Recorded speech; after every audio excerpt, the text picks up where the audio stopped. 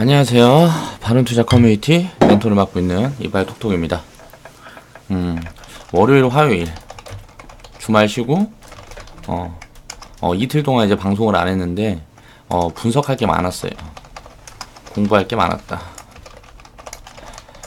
그래서 어쩔 수 없이 이제 방송을 못 했던 거고, 오늘은 좀 이제 이야기를 해볼게요. 일단 지금 증시, 그러니까 시황 전망을 해보면, 일단 내일이 이제 옵션 만기일인데,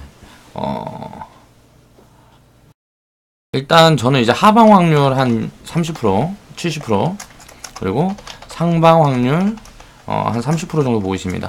지금 일단 내일 옵션 만기일인데, 내일 지금 외국인 매도 포지션이 선물이라는 건 주식 하방에다 이제 베팅을 하는 거죠. 포지션이 하방에 그저께까지 갖고 3조 7천억 정도? 이렇게 정도 쌓였었어요, 누적이. 3조 5천억인가 3조 7천억인가 쌓여 있었는데, 이제 오늘 뭐 어제 해갖고, 지금 이제 한 1조 정도, 이제 해지 들어왔다. 그래도 아직 이제 누적이 이제 하방으로 잡혀있기 때문에, 변동성을 만들어서 크게 눌러버릴 가능성이 있습니다. 그리고 그렇게 되면은, 이제 코스닥 같은 경우는, 710포인트 까지는 이제 밀려줄 거라고 생각을 하고, 이 정도 오면은 이제 단기 바닥에 거의 근접했다 라고 보고, 이 구간을 다져주는 거 보면서 이제 다시 주식 100% 비중을 가져가면 될 것 같고요. 지금은 이제 주식 비중, 그러니까 하방 710포인트 중요한 포인트가 710포인트, 그리고 상방은 800포인트 돌파하면은 이제 주식 비중을 상황 봐서 이제 좀 포인트를 잡을 수 있는 분들은 좀 가져가고, 이제 900에서 1000포인트까지 여기까지 이제 단기적으로 때려버릴 수 있어요. 그럼 이제 일단 이렇게 된다 그러면 바이오가 급등을 한 번 더 만들어내야 됩니다. 그렇게 되면 이제 폭락이 거의 한 번 올 거예요. 투매 폭락. 그러면은 이 정도 왔을 때 주식 비중을 이제 30% 미만으로 갖고 가야 됩니다. 이건 굉장히 좀 리스크한 구간이에요. 바로 가버리면. 그리고 이렇게 조정을 받아서 여기서 다 주고 간다 그러면, 제가 봤을 때 2018년도에 한 1500포인트까지 갈 수 있다고 생각을 합니다. 그러니까 지금 조정을 받아서 여기서 지금 몇 개월 정도 지수가 쉬어주면서, 그렇게 하고, 좀, 순환매가 계속 지속되면서 변동성 장세를 좀 이어가는 게 더 흐름이 좋습니다. 그리고 지금 당장 만약에 돌파를 해버린다 그러면 이 정도 왔다가 한번 이제 크게 한번 무너질 거예요. 그렇게 보고 있어요. 그러니까 그런 부분들이 많이 확인이 되면 여기에 맞춰갖고 비중 운영을 해야 되고, 지금 우리는 현금 30%에서 50% 운영하라고 이제 말씀을 드리고 있죠. 그래갖고 만약에 돌파하는 흐름 나오면은 이제 뭐 현금 한 이제 예를 들어서 800포인트 돌파 흐름 나오면 이제 뭐 50% 주식 50% 갖고 있는 사람들은 그냥 50% 그냥 운영을 하면 되고, 주식 70% 갖고 있는 사람들은 70% 운영을 하면 돼요. 그리고 나서 이제 그 구간에 이제 뭐 급등이 나오는 구간에 맞춰가지고 이제 뭐 좀 챙기고 하면 되겠죠. 그리고 이제 만약에 현금 50% 갖고 있는 분들은 주식을 이제 조금씩, 이제 바닥주들은 조금씩 모아도 되겠죠. 이제 고점부에 있는 종목들은 만약에 이제 폭락이 나오고 뭐하고 하면 개박살 납니다. 진짜 이렇게 주식이 예를 들어 이제 뭐 900포인트 1000포인트 간다 그러면 이제 바이오가 개박살 날 거고요. 5G 관련주들도 만약에 이렇게 지수가 폭등해 버리면 같이 따라서 이제 폭등해 버릴 거예요. 그렇게 되면 거품이 굉장히 끼게 돼요, 단기적으로. 그래서 거의 뭐 마이너스 한 50%까지는 단기간에 밀려버릴 수가 있어요.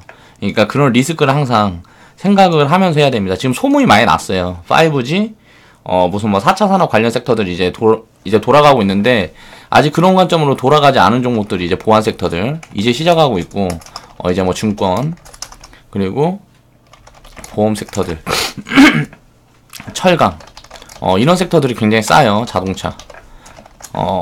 얘네들 말고는 지금 좀 증권, 그러니까 금융 쪽에서는 지금 이 정도 보면 될 것 같고, 보안, 그리고 철강, 자동차, 그리고 예를 들어서 굳이 한다 그러면 이제 바이오 같은 경우는 이제 단기 시점, 단기 포지션을 보고, IT 같은 경우는 거의 뭐 일단 보면 안 될 것 같고, 2차 전지 같은 경우는 이제 자동차 쪽에서 있는데, 고점을 이제 지수가 폭발해버리면 한번 크게 슈팅이 한번 나올 수 있습니다.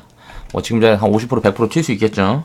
구간에 나오면은 이제 폭락이 강하게 나와요. 그러니까 조정을 받아주는 게 훨씬 좋은 흐름이고, 그렇게 하면서 이제 순환매를 맞춰가면서 이제 괴리가 없이 운영이 되는 게 더 좋습니다. 그리고 이제 만약에 지수가 바로 날아가 버려서 이제 폭락이 한번 나온다 그러면 구구간에는 이제 싼 것들 모아가면은 그 폭락이 나오는 거는 싼 거하고 이제 비싼 거가 같이 빠진단 말이에요. 폭락이 나올 때는 심리적으로 흔들리는 악재가 있을 경우니까. 그렇게 된다 그러면은 이 싼 종목들은 진짜 수익을 엄청나게 확대를 해줄 수가 있겠죠. 지금부터 가면은 예를 들어서 뭐 1000포인트 갈게, 1000% 갈게. 이제 만약에 여기서 투매가 나오고 뭐하고 한다 그러면은 1500%, 3000% 가는 거예요. 바닥에서. 왜냐면은 1000% 갈 건데 여기서 30%더 빠졌다 가버리니까 당연히 이렇게 누적 수익률이 크게 확대가 될 수 있겠죠. 바닥 구간에서. 그렇게 보면 됩니다. 그러니까 지금 이제 조정을 받아주는 게 좋은 흐름이고, 지금 이제 당장 간다고 뭐 해갖고 막 추격 매수하고 하면은 한순간에 무너져 버리면은 폭탄 돌리기 하게 되는 거예요. 그러니까 그 꼭지 구간에 그런 부분들을 잘 살피면서 대응을 해야 됩니다. 그리고 지금 중요한 부분이 한국 증시가 반대로 움직이고 있다. 이게 중요해요. 지금 한국 증시가 글로벌 증시와 반대로 움직이고 있습니다. 그래서 이 이유가 뭔지를 계속 찾았어요. 아니, 어차피 우리나라 증시는 외국인들이 움직이는데 외국인들이 포지션을 지금 반대로 가고 있다는 거거든요. 전 세계 증시랑 지금 미리 조정이 나왔고요. 지금 세계 증시를 보면 미리 조정이 나왔고 이제 반등이 들어가는 구간인데, 한국 증시는 이제 글로벌 증시가 조정받을 때 한국 증시는 폭등을 해버렸단 말이에요. 코스닥 지수 같은 경우는. 그래서 이런 부분들을 살펴보면 그동안 억눌려 있어 저평가 부분도 있는데 정책적인 부분이 있어요. 그래서 그 부분에 대한 이야기를 오늘 해볼 겁니다. 자, 오늘 본론으로 들어가기 전에 이제 댓글을 한번 살펴보고 이야기를 이어가 보겠습니다. 사실 이거 댓글이나 이런 거는 뭐 이제 댓글 못 달게 하면 돼요. 근데 제가 이렇게 다 오픈하고 하는 이유는 투명성을 키우기 위해서 하는 겁니다. 제가 영상을 뭐 만들고 뭐하고 하는데 댓글 같은 거 보고, 그러니까 신뢰를 키우기 위해서 한다는 거죠. 깔리고 뭐하고 하면 내가 해명하고 아닌 거 있으면 잘못했다 사과하고 그러면 좋은데, 보통 이제 증권 전문가들이 방송을 하고 뭐하고 하면 댓글 다 감춰놓는다고. 왜? 욕 들어먹기 싫으니까. 뭐 잡소리 하는 것도 있고 하니까. 그러니까 그런 건데, 저는 굳이 그럴 필요가 없다고 생각을 해서 이렇게 오픈을 하는 겁니다. 우리 회원분이시고요. 열심히 사시는 분이죠. 꼭 10년 후에는 부자 되실 겁니다. 길게 글 써주셨네요. 오늘 장 보느라 바빴습니다. 다 사지는 못했다. 제가 이때는 좀 이제 매수 사인이 많이 나갔는데 회원분들 다 이제 똑같이 대응하지 말라 그랬어요. 항상 리딩 계좌는 먼저 움직이는 거고, 거기서 보고 한 박자 늦게 대응을 해야 더 결과가 좋을 수 있습니다. 그리고 심리적으로도 더 좋을 수 있고요. 그쵸. 시행착오를 항상 겪어야 돼요. 그렇게 경험을 하다 보면 더 단단해지고 마인드도 좋아지고 수익도 더 크게 쌓을 수가 있어요. 고충이 많았다. 고충이 많으셨군요. 강의 잘 이해되었으면 잘 들었습니다. 감사합니다. 긴 영상 제작하느라 고생하셨습니다.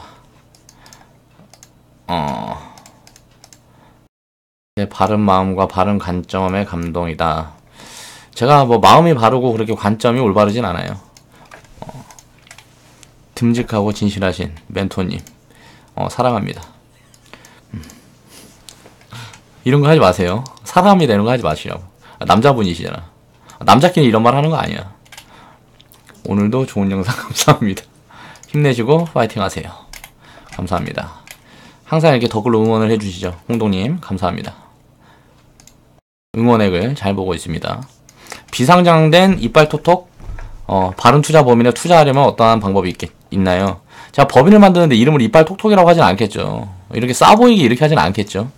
그리고 비상장됐는데 여기다 투자라고 투자 유치한다는 자체가 사기꾼들이죠. 왜? 미래 전망이 있고 뭐하고 한데 뭐 하려고 이거를 외부에서 받아요. 이제 뭐 투자 자금을 외부에서 받아요. 내부에서 알아서 해결하겠죠. 알아서 출자해서 진행하겠죠. 추후 잘 돼서 상장되면 관심 가져주세요. 이게 아마 놀려먹는다고 비난의 글을 담글 수도 있고 내가 어떻게 이야기하는지 보려고 그냥 뜨는 것도 있죠. 그러니까 이런 댓글은 좀 그러니까 놀자고 하는 것도 아니고 좀 달지 마세요. 재미도 하나도 없으니까. 홍익 인간의 정신이군요. 쉽지 않은 걸 하고 있습니다. 항상 고생하십니다. 예, 쉽지 않아요. 스트레스도 많이 받고. 그래도 뭐 열심히 해야지. 어떻게 시작했는데. 이제 처음 주식을 시작하는 사람입니다. 우연히 몇 개 동영상을 보게 되는데 설명도 잘해주시고 감사합니다. 회원이 되는 조건은 따로 있나요? 조건은 없죠. 가입비 받고 하는 건데. 정보란 보시면 홈에 가셔서 정보란 보시면 매니저님 카카오톡 바로 가기 있습니다. 가입 문의는 매니저님께 해주세요.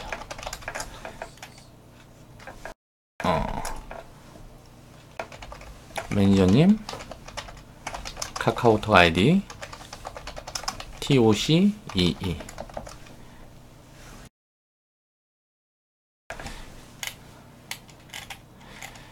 시청자를 이해시키는 노력이 눈에 보이네요. 앞으로도 좋은 영상 부탁드립니다. 예, 노력하겠습니다. 자, 항상 감사드립니다. 5G 장비주 변곡점을 견디며 내년까지 모멘텀을 믿고 보유 예정인데요. 보유 예정인데 뭐 어떻게 하라고요? 보유하시면 되죠. 이번 주도 고생 많았습니다. 리딩에 걱정 없이 잘 따르고 있어요. 다음 주도 힘내세요. 네, 파이팅 하겠습니다. 일도 많이 바쁘신데 천천히 대응하세요. 일주일에 한 번씩만 봐도 된다고. 너무 이렇게 대응을 막 이렇게 하려고 그러지 마세요. 바쁘신 분들은. 항상 그 생각을 하셔야 됩니다. 이제 주식 투자를 할 때는 뭐 큰일 날 것 같이 떠들고 뭐하고 해도 뭐 한 몇 개월 지나고 1년 지나면 개뿔 아무것도 아닌 일이에요, 다. 그러니까 당장 무슨 뭐 지금 뭐 해갖고 뭐 변동폭이 좀 있고 마이너스 10% 빠지고 뭐 5% 빠지고 이런다고 걱정할 필요 없습니다. 계좌가 그렇게 박살 안 나니까. 우리는 그런 준비를 해놨잖아요. 계좌는 마이너스 20% 이하로 내려가기 굉장히 힘듭니다. 그렇게끔 지금 운영을 하고 있으니까 좀 대응을 천천히 하려고 하면 현금을 항상 들고 가고, 내가 좀 여유가 될 때는 시간적 여유가 있을 때는 좀 대응을 하는 거고, 항상 주식이 생활보다 먼저 되면 안 돼요. 그러니까 본업에 항상 먼저 치중을 해야 됩니다. 우리 회원분들도 그런 부분에 좀 신경을 쓰셔야 돼요. 늦은 시간 단톡 공지에 깜놀. 멘토님 따라 졸졸졸. 토요일 방송에서 뵈고 또 월요일 봬요. 예. 가장 좀 빨리 열정이 있으신 그런 여성분이죠. 공부도 많이 하시고 차트도 볼 줄 모르는데 어떻게 보면 대응하는 거 보면 가장 잘하는 분들 중에 한 분인 것 같아요. 슈라님이. 차트 같은 거 안 보고도 이렇게 대응하고 할 수 있다고. 알바 능력 있는 사람 쓰고 있잖아요. 내가 딴 데 가면 인건비가 얼마짜린데. 자, 감사합니다. 영상으로 시스템의 디테일한 부분을 전달한 영상 잘 보았습니다. TV로도 봤습니다. 예, 바투님. 가장 우리 회원분들 중에 좀 정석 투자를 하시는 분이에요. 그렇게 뭐 실력이 그렇게 있으시다기보다는 좀 기준을 잡아서 버티는 힘이 굉장히 강한 분입니다. 이런 분들이 어떻게 보면 끈기를 가지고 자산을 이제 축적해 나가는 데는 빠르고 더디고 그게 중요한 게 아니고 안정적으로 운영을 할 수가 있어요. 그래서 우리 회원분들도 바투님하고 항상 제가 이야기하는 간지나기님, 그분들의 이제 매매일지는 꼭 참고하셔서 이제 꾸준히 보면서 자기 계좌랑 비교해보는 그런 게 필요해요. 성향이 저는 좀 급해요. 사실 급해가지고 원래 제가 이제 리딩을 하지 않고 이제 할 때는 거의 장기 종목을 한 20% 정도 비중 갖고 거의 단기 종목을 한 50% 정도 가지고 갑니다. 그런 식으로 해갖고 돌려버리는데 리딩을 하면서 그렇게 할 수 없기 때문에 그 비중을 거꾸로 하죠. 단기 종목은 최대한 축소해서. 그리고 리딩하면서 그동안 이제 리딩도 어차피 보면은 주식에는 내가 자신 있어도 리딩은 내가 처음이다 보니까 처음 이제 시작한 지금 거의 이제 한 10개월 돼가죠. 10개월 돼가는 동안 실수가 굉장히 많이 있었고 시스템에 부족한 부분을 많이 발견을 했어요. 그래서 그 구간들을 다 이제 좀 고쳐내고 더 이제 시스템을 수정보완을 많이 했기 때문에 앞으로는 이제 수익도 더 탄탄하게 가져갈 수 있고 운영도 계좌 운영도 더 아무래도 변동성을 좀 최대한 줄이면서 이렇게 누적 수익을 이제 계속 좀 빠르게 쌓아갈 수 있는 그런 시스템으로 이제 좀 정리가 되었다고 생각을 해요. 그러니까 또 다른 수정 부분이 발견되기 전까지는 이렇게 운영이 계속 될 확률이 높으니까 지금은 어느 정도 이제 시스템을 잡아놨기 때문에 앞으로는 좀 더 기대를 해봐도 될 것 같습니다. 자, 오늘 이제 본론으로 들어갈게요. 오늘 할 이야기는 뭐냐면 트럼프 정부발 이제 폭탄이 대기 중이다. 이게 악재가 지금 이제 드러난 악재는 아닌데 이런 부분들이 악재로 크게 증시에는 다가올 수가 있어요. 그래서 이런 부분들을 이제 앞으로 생각을 해보자. 이 악재가 어떻게 다가올 거냐면 먼저 지수 폭락이 온다 그러면 지수가 폭락해가지고 바닥에 있는 데서 이런 뉴스가 나올 거예요. 대대적으로. 그러면 이제 우리는 사모으면 됩니다. 왜냐면은 이런 악재가 항상 터지면 그건 이제 다 이미 증시에 반영이 된 부분이고 이거는 언제쯤 터질지는 모르겠는데 일단 2018년도 안에는 한번 터질 것 같아요. 그리고 지금 우리가 지금 걱정하고 있던 제가 이번에 좀 경제 분석을 좀 많이 했는데 가계부채 문제라든가 이런 부분들은 지금 전 세계적으로 되고 있는데 우리나라만 좀 건전하지 못해요. 한국만 심각하다. 그러니까 서민들하고 부자들의 양극화가 굉장히 심해요. 한국들은. 왜냐면은 서민들의 경제인식 부족 때문에.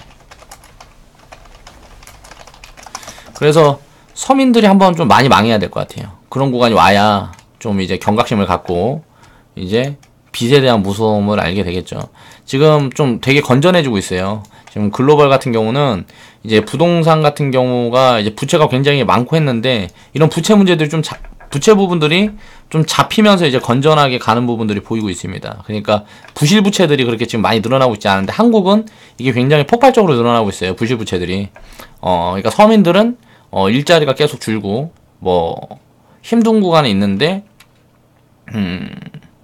뭐 예를 들어서 집값이라든가 이런 거는 이제 뭐 되도 않는 거품이 껴 있으니까 빚이 계속 늘어나는 그런 악순환 구조가 지금 계속 생겨나고 있죠.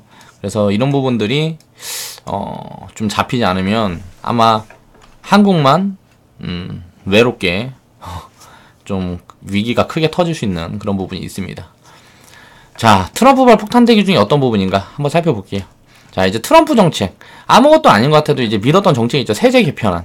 이게 상원을 통과를 거의 하는 분위기로 지금 통과가 돼 있는지 하는 분위기인지 모르겠는데 거의 된 것 같아요. 이런 부분에 대한 제가 뉴스를 좀 찾아봤는데 미국이 이제 이게 뭐냐면은 세제 개편안이 뭐냐면 법인세 인하 정책이에요. 법인세.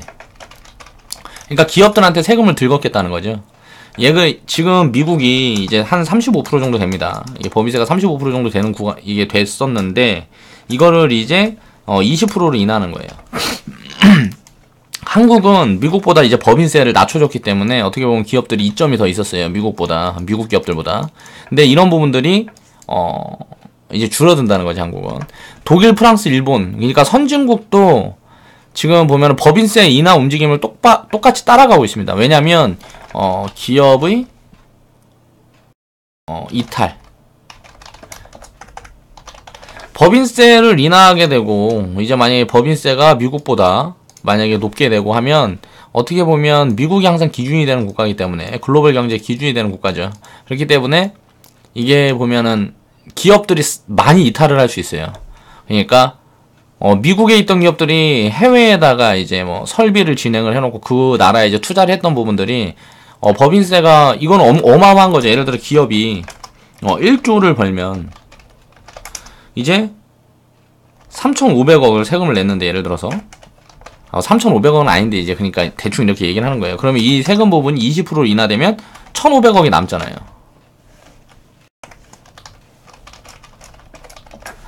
그러면 이런 부분에 대한 추가 이익이 있기 때문에 밖에서 열심히 일 덜 해갖고 돈 덜 벌어도 된다고. 그러니까 법인세가 비싼 국가에서 법인세가 싼 국가로 계속 이동을 하는 건 어떻게 보면 당연한 부분입니다. 그러니까 전 세계적으로 지금 그런 움직임이 보여지고 있는데 문제는 뭐냐면 우리나라만 반대의 움직임으로 가고 있는 거예요. 중국도 마찬가지고 신흥국들이 전부 법인세 인하를 이제 구상 중이에요, 지금. 그렇게 추진하는 분위기로 전 세계가 그렇게 가고 있습니다. 그러니까 기업들을 살려주는 정책들을 다 피고 있어요. 근데 이제 유일하게 한국만 법인세를 이제 인상을 합니다. 인상하는 움직임을 벌이고 있어요. 이제 뭐 여당, 야당 해갖고 나눠서 23%를 인상한다, 25%를 인상한다. 뭐 이런 걸 하고 있는데, 어떻게 보면 기업들, 기업 운영하는 부자들, 그들한테 돈을 많이 걷는 거니까 이제 국민들의 지지는 받을 수 있어요. 국민들의 지지는 받을 수 있는데 이런 부분들은 결국은 돌고 돌아서 다 국민들한테 이제 화살이 돌아갑니다. 우리나라에 있는 이제 다른 국가에 있는 기업들이 이제 이런 법인세 부분이 우리나라가 매력이 없게 되면 굉장히 많이 철수를 할 수가 있습니다. 우리나라에서 굉장히 작은 우리나라는 굉장히 작은 나라이기 때문에. 그리고 우리나라 기업들도 이제 해외로 생산기지를 다 옮겨갈 수가 있어요. 대부분 많이 이제 제조업이라든가 이런 부분들은 생산기지를 해외로 많이 돌릴 수가 있어요. 그렇게 되면 우리나라는 굉장히 좀 힘든 구간에 놓일 수가 있기 때문에 이런 부분에 대한 좀 대처가 있어야 되겠죠. 그런 부분들이 만약에 만들어지고 하면 그때는 이제 뒤늦게 이제 따라서 법인세 인하하고 하겠죠. 왜냐면은 한국 자체적으로 굉장히 큰 리스크 요인이기 때문에 결론적으로 보면 기업들은 상관이 없어요.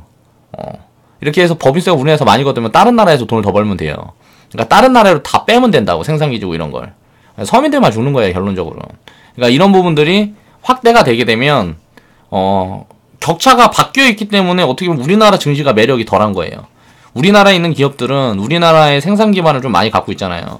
그런 부분들 때문에 다른 나라에 비슷한 기업이 있다 그러면, 예를 들어 똑같이 IT 기업이어도 다른 나라에 비슷한 기업이 있다 그러면 일단 세금 혜택을 받는 거니까 그쪽 기업이 확률이 높아지겠죠. 돈을 더 벌 수 있는. 그러니까 그쪽 기업으로 자금이 이탈을 하는 거죠. 이런 부분들이 이제 확대되는 움직임들이 보이면 이걸 굉장히 큰 리스크로 이제 작용이 돼서 이제 뭐 지금 보면은 돈을 이제 우리나라에서 이제 버는 돈이 뭐 여러 가지 측면에서 이제 기업의 이익이 줄어들 수 있는 그런 환경이 작용이 된다는 거죠. 그래서 이제 한국에 진출한 기업들이 무더기로 빠져나가려는 움직임이 포착이 될 수가 있습니다. 장기적으로는. 당장 이야기라는 게 아니고요. 그런 부분들이 보이게 되면 이제 뭐 굉장히 크게 문제가 될 수 있어요. 그리고 한국 기업들도 이제 해외 법인을 만들어서 한국 기반을 축소할 가능성이 높다. 한국에 굳이 이제 기반을 둘 필요가 없어요. 자동차 업계 같은 경우도 마찬가지고 임금이 일본, 뭐 미국 이런 데보다 비싸다 그러니까 지금 자동차 이제 뭐 기업들 같은 경우 그러면은 이제 해외 법인 만들어가고 그쪽으로 이제 자산을 다 돌려놓으면 되지. 굳이 우리나라에서 운영할 필요가 없다는 거죠. 기업 입장에서는. 그렇게 되면 이제 그렇게 되게 되면 한국에서는 굉장히 이런 부분들이 크게 리스크로 다가올 수가 있다는 거죠. 단기적으로는 이제 세계 증시가 거의 기업의 이제 수익 증가의 기업의 수익 증가에 이제 화랑이 되고 한국만 왕따가 될 수가 있습니다. 이런 부분을 좀 굉장히 좀 정책적으로 굉장히 좀 문제가 있는 것 같아요.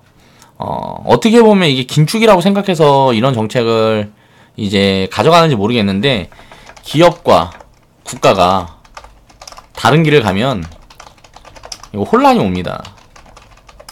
이게 전 세계에서는 기업 친화적인 이제 전 세계 트렌드가 이제 기업 친화 정책이에요. 근데 한국만 이제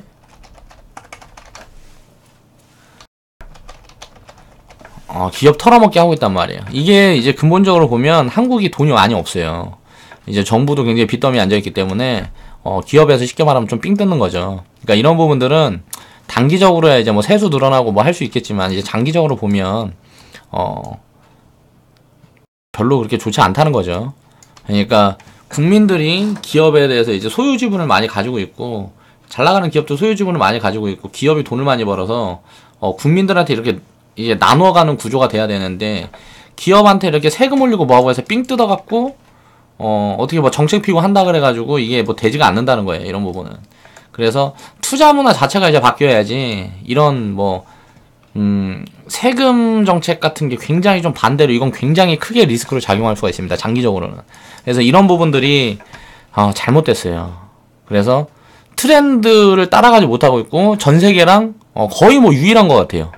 한국만 이런 식으로 반대적인 굉장히 큰 이건 중요한 부분인데 왜 예를 들어서 다른 나라들이 다 이제 법인세를 인상한다 그러면 따라가도 상관이 없는데 이제 가장 이제 보면은 미국 같은 경우가 되게 큰 폭으로 법인세를 낮추는데 이런 부분을 한국이 반대로 가게 되면 이건 어떻게 보면 역전 현상이 일어나기 때문에 더 안 좋을 수가 있죠. 거기다 중국이나 독일, 프랑스 뭐 이런 선진국들이나 신흥국들도 줄줄이 바꾸는데 우리나라만 이렇게 되면 이제 우리나라는 이제 기업하기 지금까지는 이제 기업하기 좋은 나라였는데 기업하기 좋지 않은 나라로 바뀌어가는 거예요. 그런 부분들은 장기적으로 굉장히 크게 리스크로 작용할 수 있다라고 우리는 인식을 해야 됩니다. 그래서 이런 부분들이 가속화되고 만약에 세계 경기, 글로벌 경기가 안 좋아지는 구간이 되면 우리나라는 더 크게, 더 빨리, 더 크게 무너질 수 있다. 굉장히 큰 위기가 올 수가 있다라고 생각을 하시면 됩니다. 그렇게 위기가 오면 어떻게 될까요? 자, 인버스 많이 사면 돼요. 금 많이 사면 되고. 그러니까 이런 부분들은 항상 리스크 요인이 있기 때문에 우리는 이런 부분을 초점을 두고 그런 상황이 나올 때를 대비해서 그냥 알고만 있으면 돼요. 그리고 나서 문제가 생기면 문제가 생긴다 그래서 우리가 망하는 게 아니에요. 이런 정보를 알고 있는 사람들은 무너지지 않습니다. 왜? 이 부분이 이제 부각이 되면서 이제 우리나라 자체가 이제 버는 이제 돈을 벌어들이는 액수가 줄어들고 뭐하고 하게 되면 쉽게 말하면은 증시 떨어지고 우리나라 경제가 불황이 되는 부분들이 이제 나오게 되면 그 부분에 배팅을 하면 돼요. 그러면 이제 수익이 나는 구조니까. 이제 하방으로 배팅할 수 있는 방법이 여러 가지가 있죠. 그러니까 이거는 결론적으로 이야기하면 이런 부분의 리스크가 장기적으로 작용할 가능성이 있다는 걸 알고 있어야 됩니다. 악재가 그동안은 없었다고 저는 이제 생각을 해요. 이제 북한 리스크 말고는 북한 리스크는 뭐 영원한 악재니까 그런 부분 말고는 이제 한국 증시에 큰 악재가 큰 악재가 없었기 때문에 또 굉장히 저평가돼 있어요. 전 세계에서 한국이 거의 제가 봤을 때는 가장 쌉니다. 분석을 해보면 이제 대표 기업들을 분석을 해보면 한국 증시가 거의 전 세계에서 가장 싼 것 같아요. 벌어들이는 돈이라든가 여러 가지 가치 측면에서 이제 뭐 이런저런 분석을 해보면 근데 그런 싼 증시에 이런 큰 악재가 되면 더 싸지겠죠. 그럼 결국은 이게 주가는 빠지고 이런 부분이 부각이 되고 하면 이제 심리적으로 굉장히 크게 부담이 될 수는 있겠지만 결론적으로는 기업들은 타격이 없어요. 왜?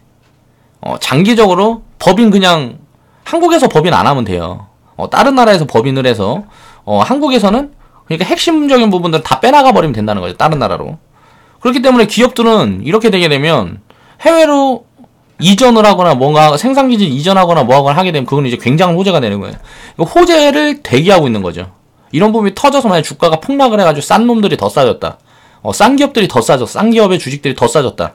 이거는 엄청난 호재라는 거예요. 결국은 장기적으로 보면.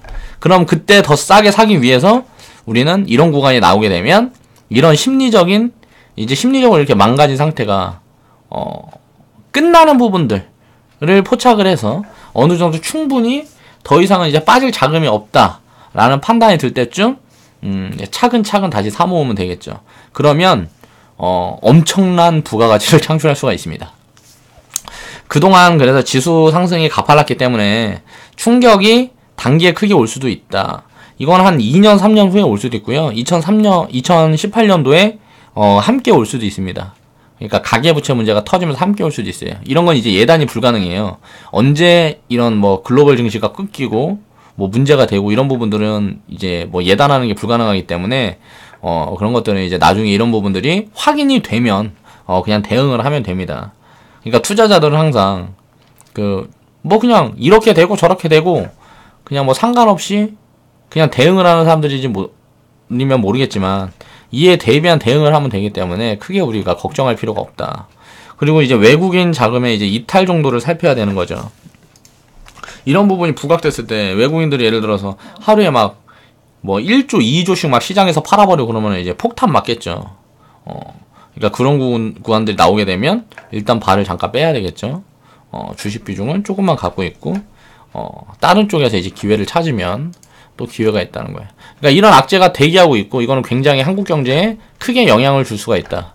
라는 부분을 알고 있어야 되고 그렇게 크게 영향을 받게 되면 일단 이게 터지게 되면 그다음부터는 이제 기회라고 우리는 생각을 해야 된다는 거예요. 항상.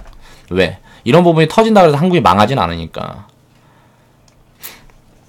그러니까 이제 리쇼어링 정책이라는 게 있습니다. 이제 트럼프가 지금 이제 이 세제 개편안이라는 정책을 펴면서 이제 운영하는 부분이 이런 거고 이걸 이제 지속 이제 확대하는 중이에요. 이런 부분의 정책을 지금 계속 이제 확대해 나가고 있어요.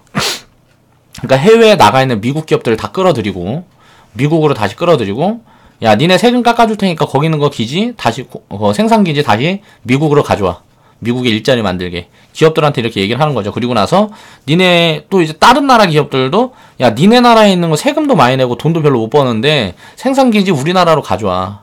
그럼 내가 니네 돈 버는 거 많이 안 뜯어가고 조금만 뜯어갈게. 그렇게 하게 되면 다른 나라 기업들도 이제 유치가 되겠죠. 그러면 그 나라는 이제 내수가 살아나는 거예요. 그러니까 이런 부분들을 굉장히 강력하게 지금 정책을 펴고 있는 겁니다. 이 왜 이렇게 말이 어려워? 리쇼어링. 이거 누가 만든 거야? 이런 말은. 아무튼 이 리쇼어링 정책이라는 거는 해외에 나가 있는 자국 기업들을 각종 이제 세제 혜택과 규제 완화, 이런 것들을 통해서 이제 자국으로 불러들이는 정책을 말합니다. 니네 세금 깎아줄게. 그러면은 니네 1,000억 벌면은 그 나라에서는 300억, 예를 들어 300억씩 내야 되잖아, 세금. 우리나라 오면 100억, 200억만 내면 돼. 그 100억 남는 거 니네 더 가져. 그리고 규제 완화. 니네 이런 것 때문에 골 아프잖아. 이런 거 규제 내가 풀어줄게. 뭐 이런 정책을 얘기를 하는 거죠. 기업들이 이제 자국에 들어오게 되면 일자리가 늘죠. 그리고 내수 경기가 좋아지니까 당연히 좋겠죠. 트럼프가 지금 하고 있는 정책이 전 세계를 보고 있는 그런 정책이 아니고 이제 어떻게 보면 자국만을 위한 정책. 그러니까 그런 정책들이 이제 계속 펴고 있어요. 그런 부분의 하나이기 때문에 이런 부분들을 전 세계가 맞춰가고 있는데 우리나라만 이제 흐름을 타지 못하고 있는 거죠. 그러니까 이거는 좀 굉장히 크게 문제가 될 수도 있겠다라는 생각을 합니다. 과거 이제 오바마 정부가 제조업, 그러니까 리쇼어링 정책을 추진을 했을 때 미국 기업이 많이 들어가 있던 신흥국들은 무시를 했습니다. 미국 기업들이 여기저기 많이 나가 있었는데 이제 오바마 정부가 이 정책을 폈어요. 그러니까 기업 친화 정책을 폈는데 신흥국들이 무시를 했는데 나중에 보니까 미국 기업들이 이탈이 엄청나게 가속화됐습니다. 그렇게 하면서 이제 미국 기업이 많이 들어가 있던 신흥국들, 그런 신흥국들은 이제 경제 충격을 크게 받았죠. 한순간에 뭐 예를 들어서 나 이제 여기서 기업 안 하겠다. 그리고 빠져나가버리면 거기서 일하던 사람들은 다 실업자 돼버리잖아요. 그러니까 이런 부분들이 굉장히 가속화되고 또 그 나라에 있던 기업들도 자국에 있는 기업들도 다 다른 나라로 나가버리는 거예요. 그러니까 이런 부분들은 이제 굉장히 좀 전 세계 트렌드에 맞게 대응을 잘 해야 된다는 거죠. 이런 이제 예지가 있었기 때문에 이런 부분에 대한 경각심을 우리는 항상 가질 필요가 있다는 거고, 이제 전 세계적인 트렌드로 리쇼어링 정책을 확대하는 흐름이에요. 그러니까 기업 친화 정책을 전부 이제 확대하는 그런 흐름입니다. 왜 4차 산업이라는 이제 4차 산업 선점을 하기 위해서 이제 그런 정책을 점점 확대하고 있죠. 근데 한국 같은 경우는 이제 뭐 통신료 인하, 무슨 뭐 원전 같은 부분들, 친환경 정책 펴고 뭐 이런 거 하면서 이제 그러니까 돈이 많이 들어가는 그런 것들을 많이 하고 있고, 그렇다 보니까 돈이 많이 들어가니까 세수를 확보를 해야 되니까 기업들한테 삥 뜯고 있단 말이에요, 전부. 니네 돈 좀만 벌어. 그렇게 많이 벌면 안 돼. 뭐 이런 식으로 계속 하고 있다 보니까 어떻게 보면 굉장히 큰 변곡점이 아닐까. 문재인 대통령 같은 분이 과거에 이제 막 화랑일 때, 뭐 2008년도, 2007년도 이럴 때 이제 대통령이었으면 결국은 어떻게 보면 긴축 정책이기 때문에 이런 거는 문재인 대통령이 지금 피우고 있는 정책이 긴축 정책입니다. 그럼 긴축 정책이기 때문에 그때 이제 부실 부분을 이제 뭐 단속하고 했다 그러면 그때 타격은 덜 입고 더 좋았을 수 있어요.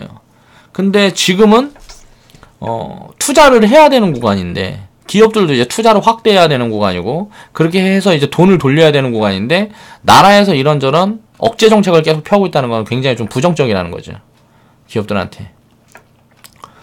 이렇게 해서 전부 이제 전 세계적으로 기업 친화 정책을 확대하는 흐름인데, 한국만 이제 법인세 인하하고 뭐 기업들한테 별로 이제 친화적이지 못한 그런 정책들을 피고 있기 때문에 한국에 거점을 둔 이제 외국계 기업들이 우르르 이탈할 가능성이 있습니다. 근데 한국 같은 경우는 사실 뭐 외국계 기업들이 그렇게 다른 나라들보다 많지는 않은 것 같아요. 땅덩어리가 적어서 매력이 없어서 그런지 모르겠지만, 그렇기 때문에 이런 부분에 대한 타격은 어떻게 보면 심리적으로 더 크게 충격을 줄 수가 있다는 거죠. 그렇게 생각을 하면 되고, 당장이야 이제 큰 영향은 없겠지만 시간이 흐를수록 기업 이탈 속도는 가속화가 될 겁니다. 그리고 한국 기업들도 생산 기지를 이전할 가능성이 높다. 굳이 이제 한국에서 생산 기지를 이제 운영할 필요가 없다는 거죠. 특히 제조업들 중에 이제 사람을 많이 뭐라 그래야 되지? 사람을 많이 쓰는 그런 기업들이 먼저 이제 이탈을 많이 하겠죠. 자동차, IT 기업들의 이제 생산기지 이전이 이제 유력하고요. 이런 정책이 계속 피게 되면 중소기업들도 이제 세금 이익을 위해서 편법을 사용할 가능성이 매우 높죠. 예를 들어서 무슨 페이퍼 컴퍼니 같은 거 만들어 놓고 이제 자회사 같은 뭐 그런 것처럼 해가지고 한국에다 운영을 하고 돈을 싹 해외로 송금해갖고 세제 혜택 받고 뭐 이런 식의 운영을 많이 할 가능성이 높죠. 그러면 결국 한국에 있는 돈이 계속 밖으로 빠져나가는 거니까 별로 좋지 않다는 거죠. 그러니까 이런 정책이 지금 긴축 정책이에요. 그러니까 지금 뭐 한국이 부채도 많고 뭐하고 하기 때문에 이게 잘했다 잘못했다 사실 판단하기 좀 어려운 것 같아요. 결과론적으로 세계가 이제 버블이 꺼지는 그런 상황에서는 이런 정책은 굉장히 효율적입니다. 버블이 꺼지는 구간에서는 투자를 확대하는 게 아니고 돈을 걷어내는 거기 때문에 굉장히 좋은데 지금은 이제 뭐 이런 긴축이 너무 빠른 흐름이 아닌가라는 생각을 해봐요. 왜 4차 산업을 이제 선점하지 못하면 전 세계적으로 도태되는 그런 분위기가 나올 거기 때문에 물론 우리나라 기업들은 돈도 많고 굉장히 좀 경쟁력이 있다 보니까 어느 정도의 타격을 받을지는 모르겠지만 기업들의 타격은 별로 없을 것 같지만 결국은 국가에는 타격이 될 수도 있다라고 생각을 하는 거죠. 대응 방법은 어떻게 할까? 지금 계속 이야기했던 것처럼 과거의 악재랑은 이제 별로 다를 게 없습니다. 그냥 이런 부분이 터져서 이제 뭐 폭락이 온다 그러면 거의 뭐 쇼크가 함께 올 수가 있습니다. 2008년도나 뭐 이럴 때처럼 쇼크가 올 수가 있어요. 뭐 지수가 반토막 나고 예를 들어 지금 뭐 3000포인트면 3000포인트가 예를 들어 지수가 갔으면 이제 뭐 2년 3년 후에 있다가 3000포인트 갔는데 갑자기 뭐 1000포인트 밑으로 빠져버리고 뭐 1500포인트 돼버리고 막 이렇게 해서 지수가 반토막 나면 뭐 주식들은 뭐 50%에 70%씩 마이너스가 나는 거죠.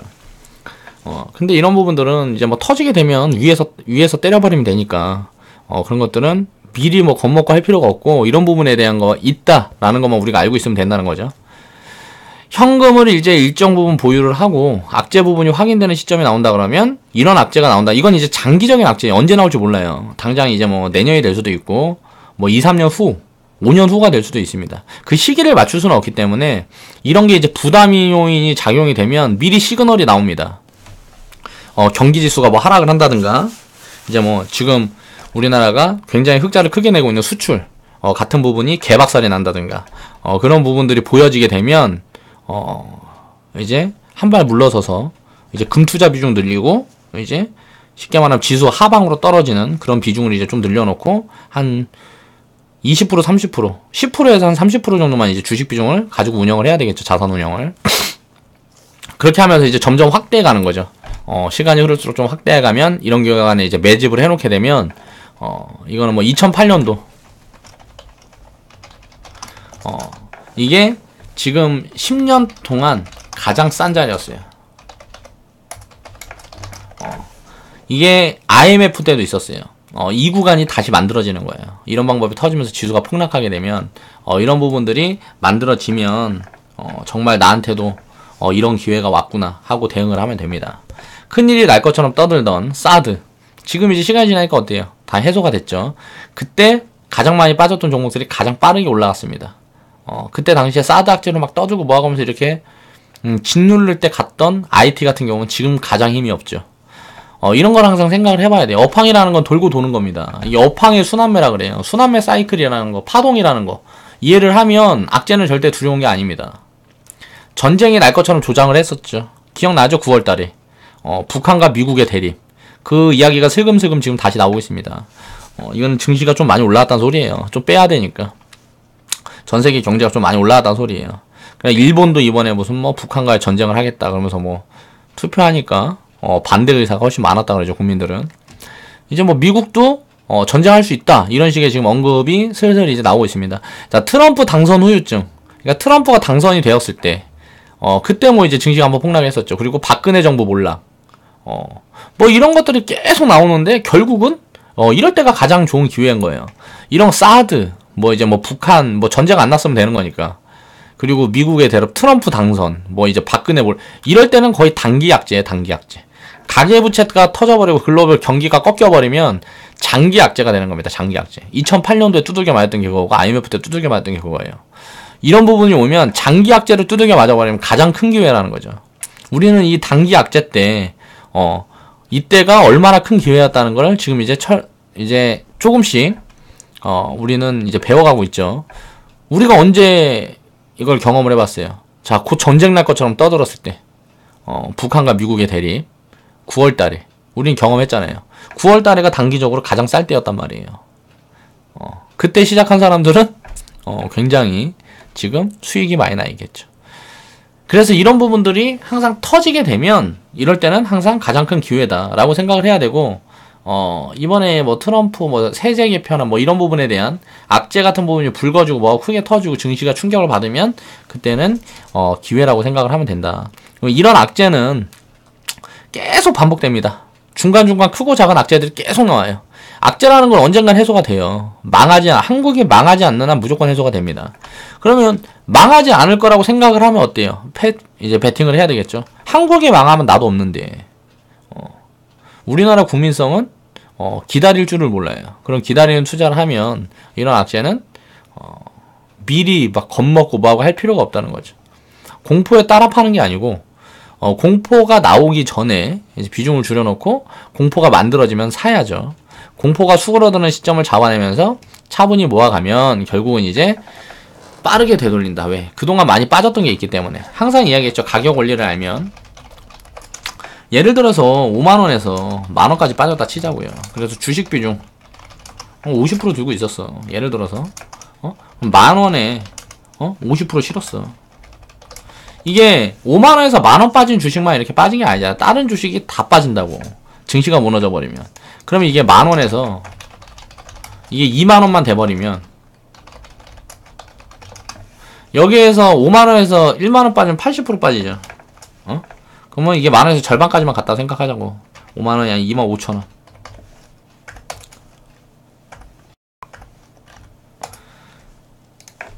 자, 1만원에서 25,000원만 돼버리면, 자, 80% 빠졌죠. 하락.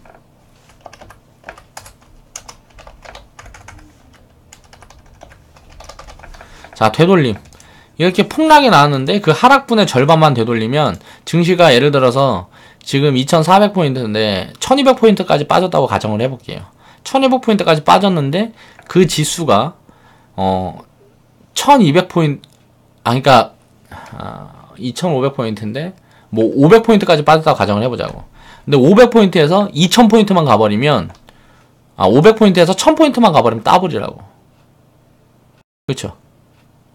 빠질 때는 뭐 50%, 갈 때는 예를 들어서 이렇게 하면 80% 하락이죠. 만원에서 25,000원 돼버리면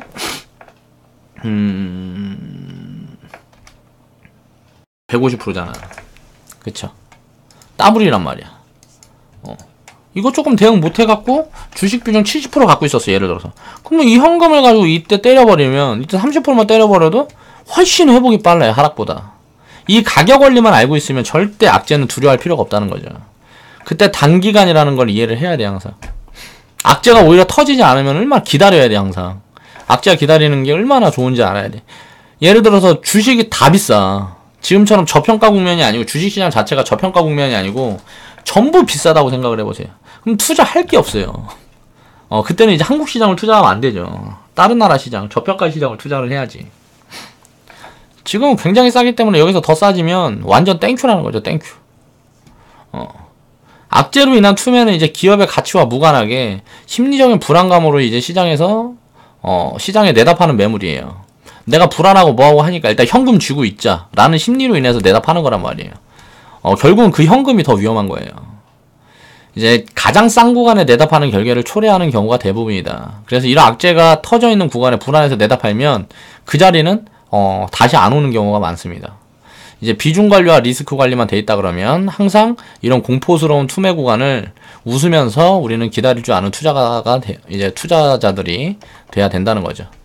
그래서 트럼프 정부발 폭탄이 대기 중이다. 이게 언제 터질지 모른다. 이런 정책을 한국이 이어서 계속 기업의 이제 친화적인 정책이 아니고, 이제 기업을 올가매는 이런 정책을 확대해 나갈수록 이런 부분들은 점점 쌓이겠죠. 그래서 2년, 3년이 쌓이면 더 크게 터질 거고, 당장 이제 올해 터지면은 지금 굉장히 시장 자체가 저평가되어 있기 때문에 많이 빠질 수가 없어요.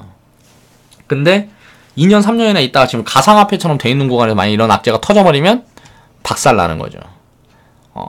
지수가 반토막 이하로 내려갑니다. 그러니까 그런 구간이 많이 온다 그러면 우리는 적극적으로 이제 투자에 임할 수 있는 그런 관점을 가져야 된다는 거죠. 그럴 때도 100% 다 투자하면 안 되겠죠. 이럴 때는 어떻게 해야 될까요? 이런 악재가 있으면 금 같은 안전자산에다 한 50% 30% 박아 놓는 거야, 자산을. 그럼 이제 안전빵이잖아. 왜? 금값 같은 거는 계속 올라갈 테니까. 화폐 가치가 썩어버리면 화폐 가치가 쓰레기가 돼버린단 말이야, 이럴 때는. 그럼 금값은 폭등하는 거예요. 왜? 전 세계 통화로 인정이 되는 게 금값이기 때문에. 달러라든가 유로화, 우리나라 원화, 일본의 엔화, 이런 것들은 어떻게 보면 통화사업투라 그래서 그런 부분으로 묶여 있어요.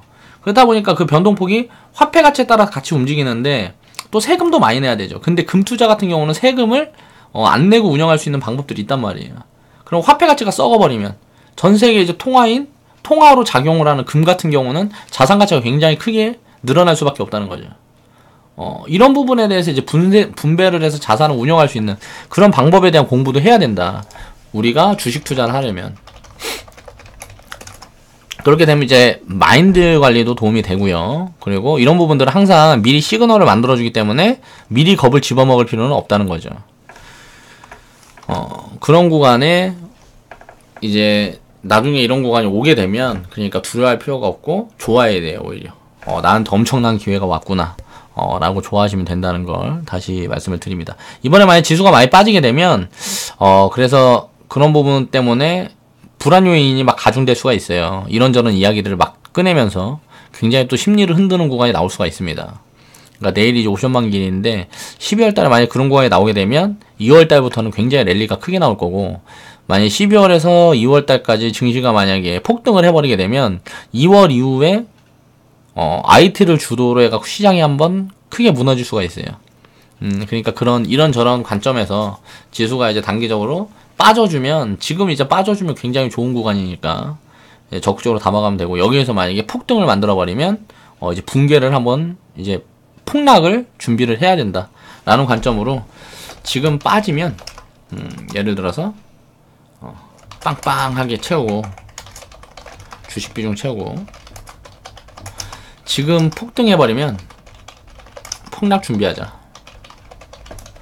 이런 관점으로 시장을 보면 되고, 오늘 그 이야기를 하기 위해서 준비를 했습니다. 이제 변동성이 되게 심한 장세고 뭐고 하다 보니까 단기 매매를 하고 좀 단타하고 하는 사람들이 수익을 낼 수 있는 장이에요. 그렇게 해서 수익을 낼 수 있는 장인데, 이런 사람들은 이제 폭락장이 오거나 이제 뭐라 그래야 되지? 비중에 대한 조절이라든가 이런 부분들이 안 돼 있기 때문에 이제 크게 무너지거나, 지수가 이제 크게 무너져서 시장이 한번 붕괴가 된다거나, 아니면 이런저런 이제 변수가 발생했을 때는 다 털어먹는 결과를 낳게 됩니다. 그러니까 장기 투자를 이제 비중을 나눠서 안전성을 확보하면서 할 수 있는 투자를 계속 고민을 해야 되고, 그런 투자만이 안정적으로 오래 끌고 갈 수 있는 투자라는 거 그걸 잘 생각하시면서 그렇게 투자에 임하시면 장기적으로 내 자산은 계속 끝도 없이 불어날 거다 라는 생각을 하시면 될 것 같아요. 자, 좌측 하단에 보시면 추천 마크 있고요. 광고 시청 좀 부탁드리고요. 내일은 무슨 이야기를 해볼까 고민을 해보겠습니다. 이제 대충 이제 분석이 끝나서 이제는 그냥 대응만 하면 될 것 같아요. 지수가 어떻게 움직이든지 우리는 신경 쓸 필요가 없다. 그에 대한 대비는 끝났다 라고 생각을 하시고, 우리 회원분들은 마음 편하게 그냥 수익 나면 수익 즐기고, 빠져주면 만들어 놓은 현금으로 담을 수 있으니까 좋아하고 하면 되는 구간이죠. 이런 변곡점을 항상 즐길 수 있는 그런 마인드와 투자 습관, 그리고 또 투자에 대한 준비가 항상 필요합니다. 자, 오늘 영상은 하겠습니다.